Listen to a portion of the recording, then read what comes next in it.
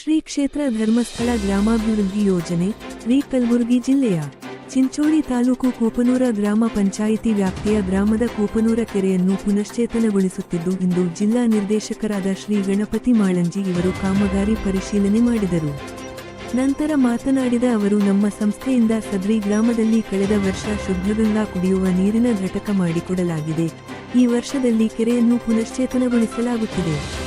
ಇದರಿಂದ ಬೇಸಿಗೆಯಲ್ಲಿ ಜಾನುವಾರುಗಳಿಗೆ, ಪ್ರಾಣಿ ಪಕ್ಷಿಗಳಿಗೆ ಕುಡಿಯಲು ನೀರು ಒದಗಿಸಿದಂತಾಗುತ್ತದೆ.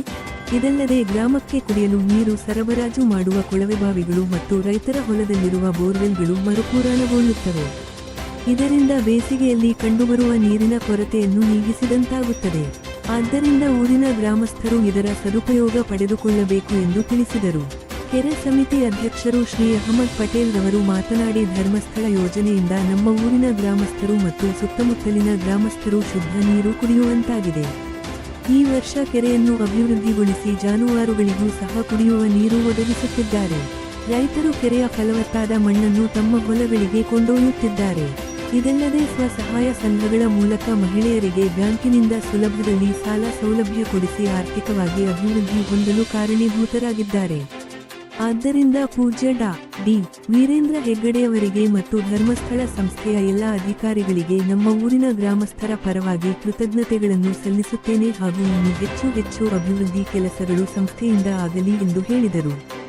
ಈ ಸಂದರ್ಭದಲ್ಲಿ ತಾಲೂಕಿನ ಯೋಜನಾಧಿಕಾರಿಗಳಾದ ಶ್ರೀ ಕೇಶವ ಡಿ.ಎಸ್., ಕೆರೆ ಸಮಿತಿಯ ಸದಸ್ಯರು, ಮಣ್ಣು ತೆಗೆದುಕೊಂಡು ಹೋಗುವ ರೈತರು ಹಾಗೂ ಗ್ರಾಮಸ್ಥರು, ಆಪರೇಟರ್ ವೀರೇಶ್ ಮತ್ತಿತರರು ಉಪಸ್ಥಿತರಿದ್ದರು. ಶ್ರೀ ಕ್ಷೇತ್ರ ಧರ್ಮಸ್ಥಳ ಗ್ರಾಮಾಭಿವೃದ್ಧಿ ಯೋಜನೆ ಕಲಬುರಗಿ ಜಿಲ್ಲೆಯ ಚಿಂಚೋಳಿ ತಾಲೂಕು ಕೂಪನೂರ ಗ್ರಾಮ ಪಂಚಾಯಿತಿ ವ್ಯಾಪ್ತಿಯ ಗ್ರಾಮದ ಕೂಪನೂರ ಕೆರೆಯನ್ನು ಪುನಶ್ಚೇತನಗೊಳಿಸುತ್ತಿದ್ದು ಇಂದು ಜಿಲ್ಲಾ ನಿರ್ದೇಶಕರಾದ ಶ್ರೀ ಗಣಪತಿ ಮಾಳಂಜಿ ಇವರು ಕಾಮಗಾರಿ ಪರಿಶೀಲನೆ ಮಾಡಿದರು. ನಂತರ ಮಾತನಾಡಿದ ಅವರು, ನಮ್ಮ ಸಂಸ್ಥೆಯಿಂದ ಸದ್ರಿ ಗ್ರಾಮದಲ್ಲಿ ಕಳೆದ ವರ್ಷ ಶುದ್ಧಗಂಗಾ ಕುಡಿಯುವ ನೀರಿನ ಘಟಕ ಮಾಡಿಕೊಡಲಾಗಿದೆ. ಈ ವರ್ಷದಲ್ಲಿ ಕೆರೆಯನ್ನು ಪುನಶ್ಚೇತನಗೊಳಿಸಲಾಗುತ್ತಿದೆ. ಇದರಿಂದ ಬೇಸಿಗೆಯಲ್ಲಿ ಜಾನುವಾರುಗಳಿಗೆ, ಪ್ರಾಣಿ ಪಕ್ಷಿಗಳಿಗೆ ಕುಡಿಯಲು ನೀರು ಒದಗಿಸಿದಂತಾಗುತ್ತದೆ. ಇದಲ್ಲದೆ ಗ್ರಾಮಕ್ಕೆ ಕುಡಿಯಲು ನೀರು ಸರಬರಾಜು ಮಾಡುವ ಕೊಳವೆಬಾವಿಗಳು ಮತ್ತು ರೈತರ ಹೊಲದಲ್ಲಿರುವ ಬೋರ್ವೆಲ್ಗಳು ಮರುಪೂರಣಗೊಳ್ಳುತ್ತವೆ. ಇದರಿಂದ ಬೇಸಿಗೆಯಲ್ಲಿ ಕಂಡುಬರುವ ನೀರಿನ ಕೊರತೆಯನ್ನು ನೀಗಿಸಿದಂತಾಗುತ್ತದೆ.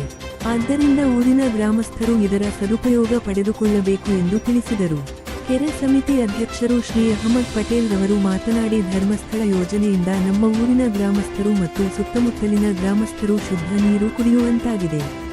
ಈ ವರ್ಷ ಕೆರೆಯನ್ನು ಅಭಿವೃದ್ಧಿಗೊಳಿಸಿ ಜಾನುವಾರುಗಳಿಗೂ ಸಹ ಕುಡಿಯುವ ನೀರು ಒದಗಿಸುತ್ತಿದ್ದಾರೆ.